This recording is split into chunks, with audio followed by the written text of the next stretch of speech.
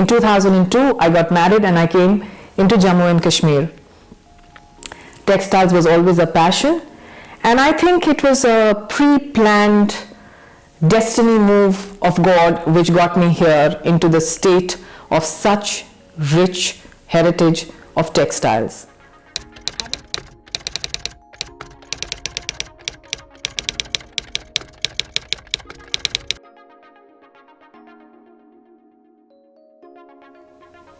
Hi, good morning. My name is Varuna Anand and I own a company called The Splendor of Kashmir, and you're watching me on The Dispatch.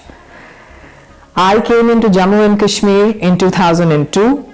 I'm a textile designer by profession, and when I joined textile designing, I think it was not a profession which very many people thought about or ever heard about.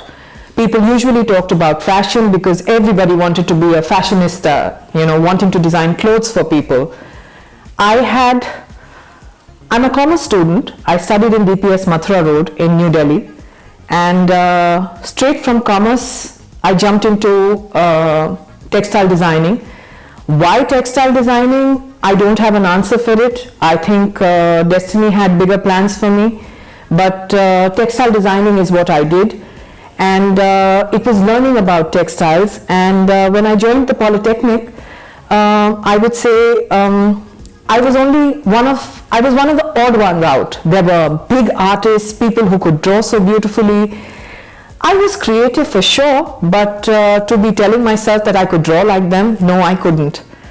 But in those 3 years, I worked hard. I managed to do pretty well, and by the end of it I passed with very decent marks, and I started my career as a textile designer, which was designing saris. Everybody wears beautiful printed saris. Nobody thinks that there is somebody who creates the print on the sari. There is somebody who actually designs that. There's somebody who actually decides what are the flowers going to look like, what are the color combinations going to be in those flowers, and what is the palla going to look like. That was my job, and that's how I started with Satyapol, and then I joined Roop Saris, worked for very many years, and then eventually started my own company where I was freelancing for a lot of exporters, and after that I joined my home company with my brother and father, and we were into exports of home furnishings to Europe. That is what I was doing. Having done all this, of course, I had to get married at some stage of my life, which was already pretty late because I was 32. And in 2002, I got married and I came into Jammu and Kashmir. Textiles was always a passion, and I think it was a pre-planned destiny move of God which got me here into the state of such rich heritage of textiles. Having said that, it was initially it was just left to admiration of women wearing these beautiful shawls from our state. Living my life in Delhi, I had really never seen such shawls in Delhi, and I had never seen people in Delhi wearing them. At that time, the trend in Delhi of shawls was how we would call in our computer language today of cut, copy, paste. People would cut a border from somewhere, paste it onto another a woven fabric, a woolen fabric, and say, oh, we've created a shawl. This is what one would see in Delhi, and everybody called it, oh, these were the Jamewar shawls, these were the Jamewar shawls. I, of course, also got influenced by things like this, but my exposure to the real textile only happened when I came into Jammu and Kashmir. Having said that, I had to carry on with my family. I had no plans of starting any work. But in 2011, it was my husband who decided that I had played enough of a part of just a homemaker, a mother, and it was time that I got back to working as I used to work. And he started this venture for me, which we call the Splendor of Kashmir, which was a venture of taking shawls from the state of Jammu and Kashmir across India to people and educating them on how these beautiful shawls are still available, which people believed were no longer there. It was a small venture. We started very small. In 2011, I had my first exhibition in Delhi, and by the grace of God, I got a very positive response. And we started with holding our exhibitions at the Claridge's Hotel, and slowly and gradually, the most difficult part, I would say, in selling my shawls to people was whoever looked at me and said, no, but we do have somebody from Kashmir who comes to our house. He has been coming to our house for many generations. For so many generations he's been coming, and he's the one who sells shawls to us and our entire family. So a lot of time people were not open to looking at what I had to show to them, which was, I think, one of my biggest barriers in trying to promote my shawls. Having said that, I was still not steady on my feet in 2011, and I would keep looking at my husband and saying, I don't know why you started this venture for me. I was so much happier just looking after my children. Why do I need to start doing this all over again? But like I always believe and very strongly say, destiny has a different plan for us, and things are predestined. I was probably destined to do this, and it was in my destiny to carry it forward. 2012, life placed me in such a situation where I no longer had a choice of wanting to say I want to be a homemaker. I had to be the captain of this ship because unfortunately my husband passed away in 2012, and there I was with this venture, 6 exhibitions behind me, 2 young children looking at me, and me wanting to now put my heart and soul into taking this venture forward for the sake of for myself, for my children, and for the faith my husband showed in me. It was his immense faith in my ability. I don't know where he saw it, I don't know how he saw it, but he had this immense faith that I could single-handedly carry this venture forward. And from 2012, bit by bit, we started increasing our exhibitions and our presence we started with Delhi, of course. From Delhi, we graduated to looking at Gurgaon as a separate market. We started with our shows in Gurgaon, and then I went to places like Chennai, to Chandigarh, to Ludhiana, to Mumbai, to various other places with our exhibitions, and bit by bit, people started trusting what I was showing them, understanding the difference I was explaining in the textiles to them, and slowly building their faith and coming to us. In all this while, we'd also started, we had a Facebook page, and slowly, gradually, my following on Facebook started increasing a lot. And I had a lot of people living abroad who started getting in touch with me and wanting to buy shawls from me. So this became like two sides of my business. One was how I was promoting it, carrying it to various cities, and the second was online. Online also, my reach to people was increasing, and the number of people who were getting in touch with me was, I could say on a daily basis it was increasing. People would just call up and say, Mrs. Anand, we've heard about you, we're looking for a shawl, could you please tell us about it. In all these quests over these years, I don't know from clients, when did they become friends? I have no idea. I don't think I can even call them clients anymore. They're like very dear friends who totally trust me, who believe in what I showcase to them, who believe in my product, who have this strong faith that I will not sell anything wrong to them. To me, this is the strongest and the most predominant feature I would say someone's faith in me, which has propelled my business to what it is today. I don't say I'm doing a very large business. I'm a very small player in this cottage industry of today. But yes, the one thing which we are very, very sure of and very particular in is we showcase the best of our state. The best craftsmanship from our state is what we are carrying for people. We have something in all price points. Those kind of things which are corporate gifts, as we say, we play around with colors. So the colors are something which are more modern and acceptable in today's market. But as far as the traditional and classic products are concerned, we are very sure that we only highlight and showcase the best craftsmanship which is available from our state in today's time. So this is what we are doing, and bit by bit carrying our venture forward. When I came to Jammu in 2002,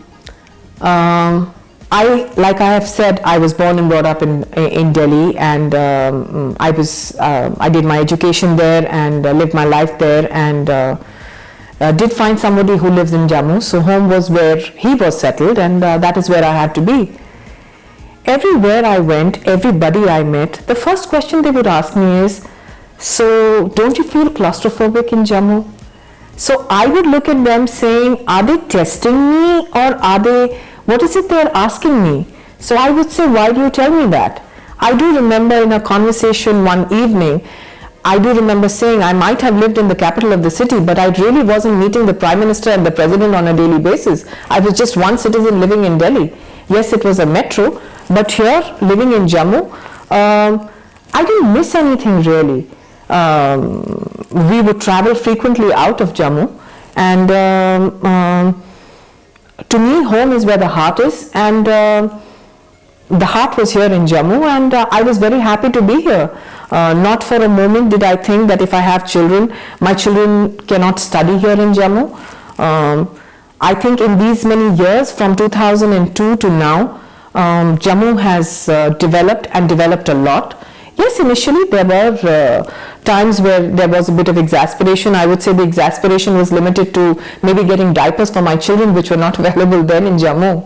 But we had access to Delhi, and things would come from there. But besides that, things were fine, and it's not like there was no exposure to anything in Jammu. I think the kind of people I interacted with, the number of people I interacted with, I didn't have such close interactions in Delhi. I think living in a smaller town was, if you ask me, so much better. Even today, if somebody told me to swap my life moving from Jammu to Delhi, I don't think I'd ever do that. I think our life quality and life living in Jammu is so much better. The people, the concern, the time you can have and spend with your loved ones is so much more. In today, a metro, you're just running against time, distances, traffic. I think living in a smaller city is so much better. There is so much more you learn. Yes, our children still need to step out for their education after school. We have a lot of good schools now. Up to class 12, there are no worries for the children. They can continue with good education up to class 12. It can be compared to any kind of education in any big school in a metro. I think we do have more of an advantage living in a smaller town, that people are easy to approach. When you live in bigger cities, you're just one out of so many people. You've got to be either a real somebody to get noticed, or you have to be a totally terrible student to be noticed. So I think our children are lucky growing up over here. Yes, after school, they have to think of where they have to go for colleges, but that's okay. They have to make their life, and they're fine. But having said that, I've lived in Jammu, and I wouldn't change my life for anything. So as a woman entrepreneur, I would say life is not very easy. We women take lesser risks, and I don't see anything wrong with it. A lot of times I interact with a lot of people today. Very recently I was at a conference, and people talk about venture capitalists. Today, the minute you are a company who starts getting a little recognized, everybody wants to know, why are you not talking about big numbers? Why don't you talk about a venture capitalist who can invest in your business, give you more money to work? I think sometimes it's nice always not to be in the rat race, because life is not just about numbers and figures. When you do something creative is you're not in a rat race. You're not in a rat race, and I don't believe so. At least for now, I don't think so. I think I feel pretty complete with my venture, the way it is going, and step by step, we're moving forward. I think this gradual increase in our turnover or the number of pieces we sell comes much easier and much better. Having said that, in my case, being a woman entrepreneur, firstly was tough, taking all decisions on your own. You don't know if you're taking the right decision or the wrong decision. And then I'm a single parent. I had 2 children to look after. It is not easy. It is not easy. A lot of times it's very encouraging, I would say, because there are so many people who have supported me and said, you're a superwoman. You balance everything so beautifully. Nobody is superwoman. You go through your good times, you go through your bad times. Sometimes it's exasperating. You can't balance both the lives.